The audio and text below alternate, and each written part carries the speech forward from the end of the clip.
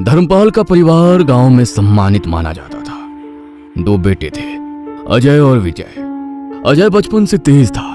वो पढ़ाई करके शहर चला गया और धीरे धीरे उसने अपना व्यापार खड़ा कर लिया।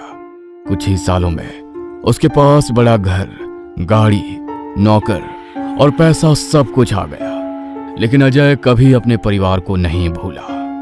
हर महीने गांव पैसे भेजता, माँ बाप की दवाई, घर की मरम्मत, खेती का खर्च, यहाँ तक कि विजय के बच्चों की फीस भी वही भरता।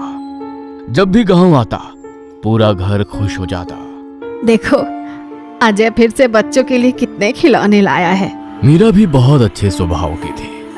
वो कभी विजय और कविता को छोटा महसूस नहीं होने देती। गुड़िया के लिए कपड़े, विजय के लिए घड़ी, कविता के लिए साड़ी, हर बार कुछ ना कुछ लेकर आती।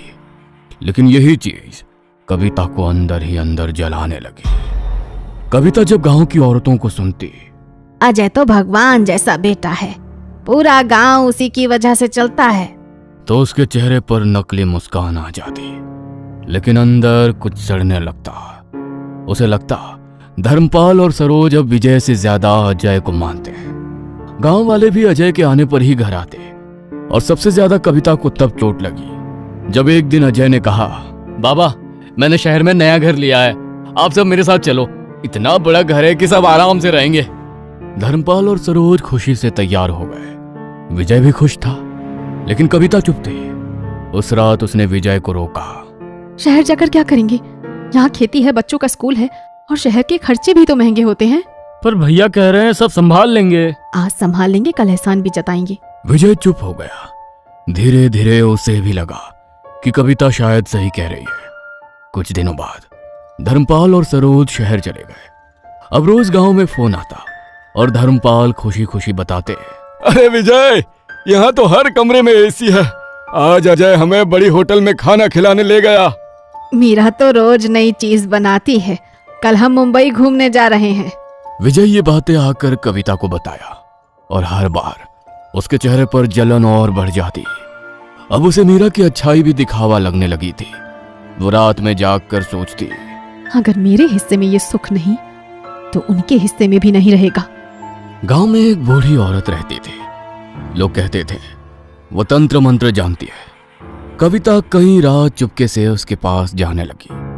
धीरे धीरे उसने सीखना शुरू किया। बालों से वशीकरण, खाने में मिलाने वाली राख, नींबू और धागे की क्रिया और तस्वीर पर किए जाने वाला तंत्र।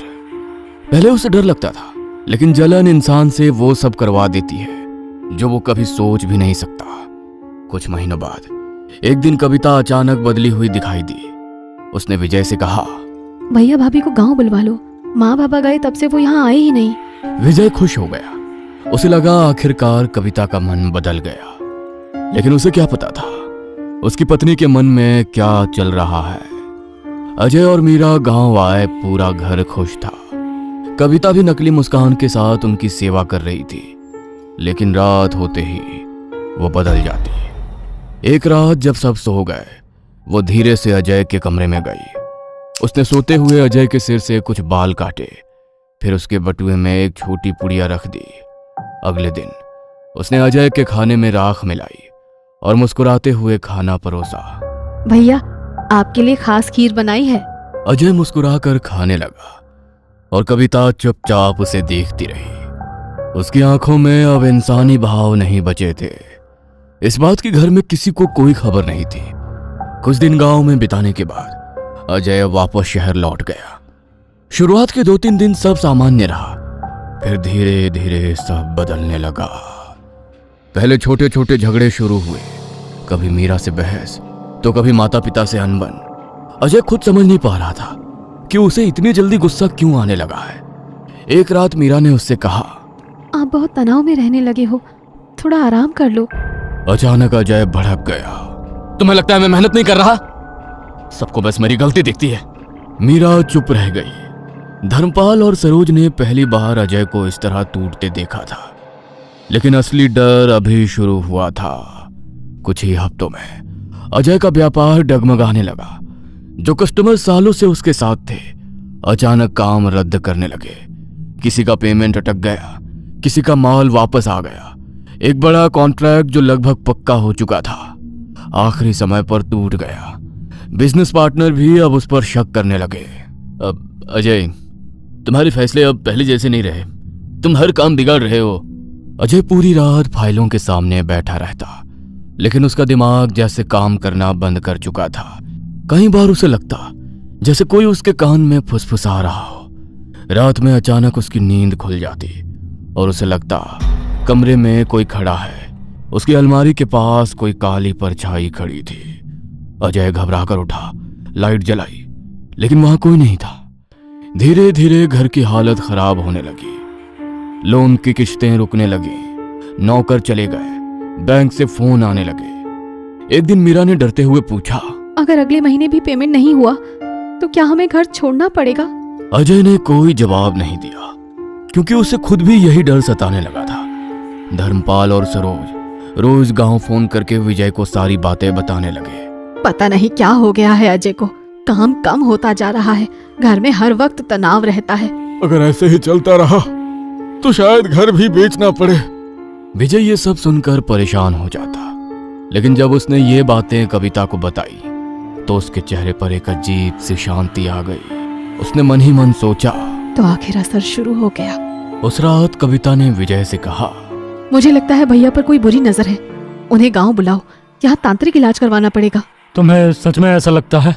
भगवान नाराज हुए होंगे, इतनी जल्दी कोई इंसान ऐसे नहीं टूटता। विजय को उसकी बात सही लगी। उसने अजय को फोन किया, भैया कुछ दिन गांव आ जाओ, यहाँ मन भी शांत हो जाएगा। टूटा हुआ अजय तुरंत मान गया। इस बार कविता पूरी तैयारी में थी।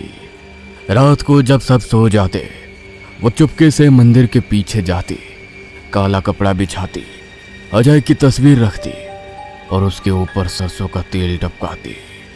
फिर उसके पुराने बाल और बटुए से निकाला गया कागज एक काले धागे में बांधती और धीरे धीरे मंत्र पढ़ती। इसका भाग्य ऊंचा है, वो नीचे गिरे।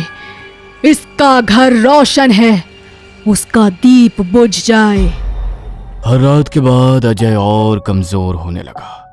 गांव से शहर लौटते ही वो बुरी तरह बीमार पड़ गया। उसे तेज बुखार रहने लगा। डॉक्टरों को कुछ समझ नहीं आ रहा था। रिपोर्ट नॉर्मल थी, लेकिन अजय की हालत बिगड़ती जा रही थी। वो रात में अचानक उठकर बैठ जाता और खाली दीवार को घूरने लगता। एक रात मीरा ने उसे नींद में बोलते हुए सुना, मुझे मत बुलाओ, मैंने क्या बिगाड़ा है तुम्हारा? मुझे मत बुलाओ, मैंने क्या बिगाड़ा है तुम्हारा? मीरा डर गई।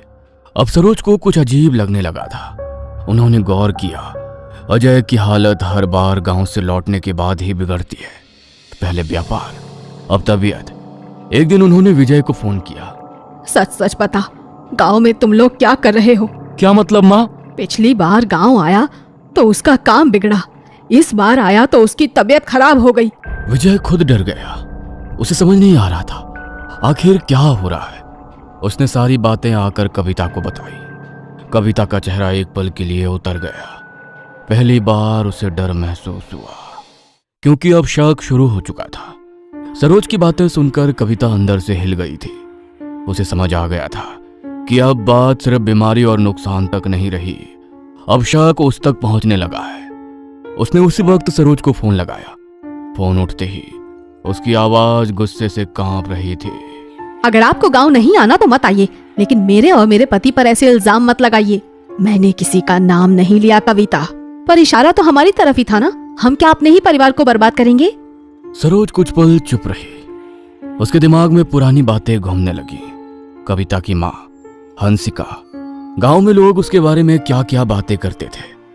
कहते थे उसे तंत्र मंत्र आता था। उसने अपने ससुराल के लोगों को धीरे धीरे अपने वश में कर लिया था। फिर एक एक करके उनकी जमीन, दुकान और संपत्ति सब उसके नाम हो गई। लेकिन हंसिका की सबसे खतरनाक बात यह थी कि बाहर के लोगों के सामने वो बहुत अच्छी और सीधी औरत बनकर रहती थी। सरोज भी उसकी मीठी बातों में आ गई थी और बिना ज्यादा सोचे उसकी बेटी कविता की शादी विजय से करवा दी थी। अब उसे अपनी वही गलती याद आ रही थी। उस रात सरोज ने फैसला कर लिया, वो अजय को फिर गांव लेकर जाएगी, लेकिन इस बार सीधे मंदिर। उसने धर्मपाल को सारी बात बताई। मुझे कुछ ठीक नहीं लग रहा। तुम घर पर रहो, मीरा और आर्यन का ध्यान रखना। मैं अजय को लेकर गांव जा रही हूँ। धर्मपाल भी अब डर चुका था। उसने बिना सवाल किए सरोज की बात मान ली। सबसे बड़ी बात, सरोज ने विजय और कविता को कुछ नहीं बताया। अगले ही दिन वो अजय को लेकर गांव निकल गई। गांव से थोड़ी दूर पुराने जंगल के बीच एक प्राचीन मंदिर था। वहां रहते थे स्वामी महाराज। लोग कहते थे उन्होंने कई ऐसे लोगों को ठीक किया था जिन पर कुछ किया गया हो। सरोज सीधे अजय को लेकर वहीं पहुंची। मंदिर के अंदर घंटियों की धीमी आवाज गूंज रही थी। अगरबत्ती की खुशबू हवा में फैली थी। स्वामी महाराज आंखें बंद किए बैठे थे। सरोज ने बैठते ही पूरी कहानी सुना दी। अजय चुपचाप बैठा रहा। महाराज, अगर मेरे बेटे पर किसी ने कुछ किया है तो उसे देखिए और उसे बचा लीजिए। स्वामी जी कुछ देर शांत बैठे रहे, फिर धीरे से बोले, कल सुबह इसे लेकर तुम्हारे गांव के मंदिर आना। उस रात सरोज पड़ोस के गांव में अपनी एक पुरानी सहेली के घर रुक गई। अजय को अभी भी समझ नहीं आ रहा था। उसे बस इतना लग रहा था कि उसकी मां बहुत डरी हुई है। वो अपनी मां के खातिर सब मान रहा था। लेकिन रात में उसे फिर वही सपने आने लगे। एक काली परछाई जो उसके कान में फुसफुसा रही थी, तो बच नहीं पाएगा। अजय अचानक पसीने से भीगा उठ बैठा। अगली सुबह दोनों मंदिर पहुंचे। अजय मंदिर की सीढ़ियों तक गया, लेकिन जैसे ही अंदर भगवान की मूर्ति देखी, उसके कदम रुक गए। उसका चेहरा अचानक बदलने लगा। माँ, मुझे अंदर नहीं जाना, चलो यहां से। सरोज का दिल धड़क उठा। ये वही अजय था जो रोज पूजा किए बिना घर से नहीं निकलता था। आज वो भगवान से मुंह फेर रहा था। सरोज ने तुरंत स्वामी जी को आवाज लगाई। महाराज, ये मंदिर के अंदर आने से मना कर रहा है। स्वामी जी समझ गए। उन्होंने पास रखी राख उठाई और अजय के माथे पर लगा दी। अगले ही पल अजय का शरीर जोर से कांप उठा, जैसे उसे बिजली का झटका लगा हो।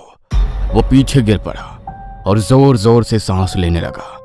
मंदिर के अंदर बैठे लोग डर गए। स्वामी जी की आंखें गंभीर हो गईं। इस पर कुछ किया गया है। सरोज की आंखों से आंसू निकल पड़े। और जिसने किया है वो कोई अपना ही है। उसे इसकी तरक्की, इसकी खुशी और इसके परिवार से जलन है। सरोज का दिमाग सीधे कविता की तरफ गया, लेकिन उसने कुछ नहीं कहा। स्वामी जी ने अगले दिन विशेष पूजा रखी। सुबह से ही मंदिर में तैयारी शुरू हो गई। हवन कुंड बनाया गया। गंगा जल, कपूर, पीली सरसों और पवित्र राख रखी गई। अजय को हवन के सामने बैठाया गया।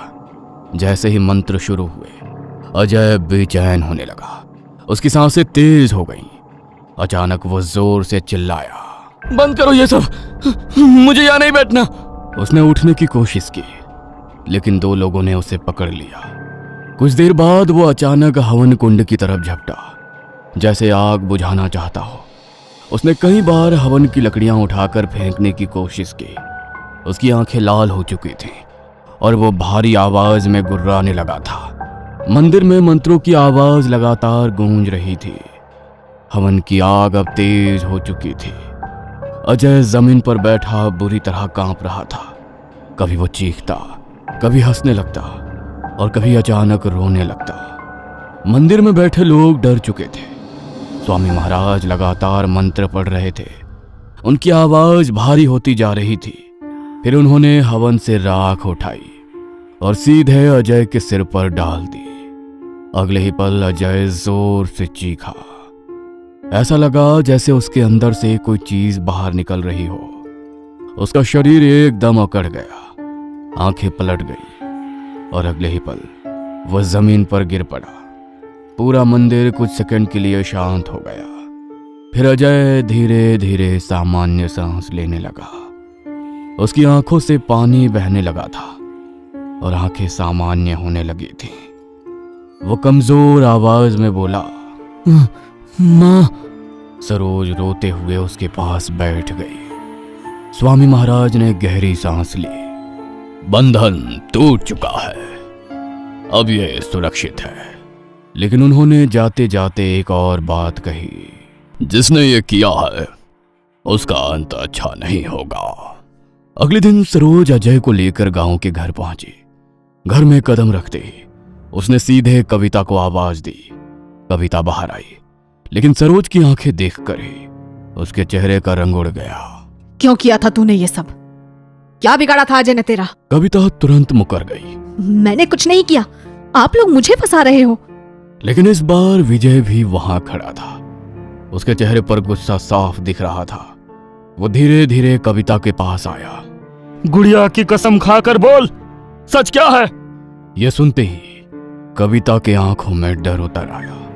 कुछ पल तक वो चुप रही, फिर उसकी आंखों से आंसू निकलने लगे और आखिरकार वो टूट गई। हाँ, मैंने किया। मुझे जलन होती थी। सब अजय भैया की तारीफ करते थे, माँ बाबा पूरा गांव भी। मैं नहीं सह पाई। आप सब लोग जैसे विजय को भूल ही गए। क्या सिर्फ अजय ही आपका बेटा है और विजय जैसे कोई नहीं? फिर उसने सब बता दिया, कैसे उसने तंत्र सीखा, कैसे उसने बाल लिए, कैसे खाने में राख मिलाई और कैसे रात भर क्रियाएं की और कैसे वो अजय को बर्बाद होते देख खुश होती रही। घर में सन्नाटा फैल गया। विजय की आंखों में आंसू आ गए। उसे यकीन नहीं हो रहा था कि जिस औरत के साथ उसने पूरी जिंदगी बिताई वह इतनी गिर सकती है। अचानक विजय पागलों की तरह रसोई की तरफ भागा। उसने दराज से चाकू निकाला और सीधे कविता की तरफ बढ़ा। तूने मेरी भाई की जिंदगी बर्बाद कर दी, मैं तुझे जिंदा नहीं छोड़ूंगा। कविता डर कर पीछे हटने लगी। तभी अजय ने दौड़कर विजय को पकड़ लिया। नहीं विजय, बस कर और पाप मत कर। विजय फूट फूट कर रोने लगा। उस दिन उसका परिवार पूरी तरह टूट चुका था। उसके बाद विजय ने फैसला कर लिया वो कविता के साथ नहीं रहेगा। वो गुड़िया को लेकर अजय और सरोज के साथ शहर चला गया। कविता उस पुराने गांव वाले घर में अकेली रह गई। अब ना कोई उससे बात करता था, ना कोई उसके घर आता था। रात होते ही उसे वही आवाजें सुनाई देती जो वो क्रियाओं के वक्त सुना करती थी। कभी उसे लगता कोई आंगन में चल रहा है, कभी उसके कमरे में काले साए खड़े दिखाई देते और कई रात उसे ऐसा लगता जैसे कोई उसके कान में फुसफुसा रहा हो, अब तेरी बारी है। कुछ ही दिनों में गांव वालों ने उसके घर से बदबू आने की शिकायत की। जब दरवाजा तोड़ा गया तो कविता अंदर मृत मिली। उसके सामने वही काला कपड़ा पड़ा था और उसके ऊपर जला हुआ नींबू। गांव में आज भी लोग कहते हैं जिस घर में लालच और काला जादू साथ आ जाए वहां इंसान नहीं बचते, सिर्फ बर्बादी बचती है।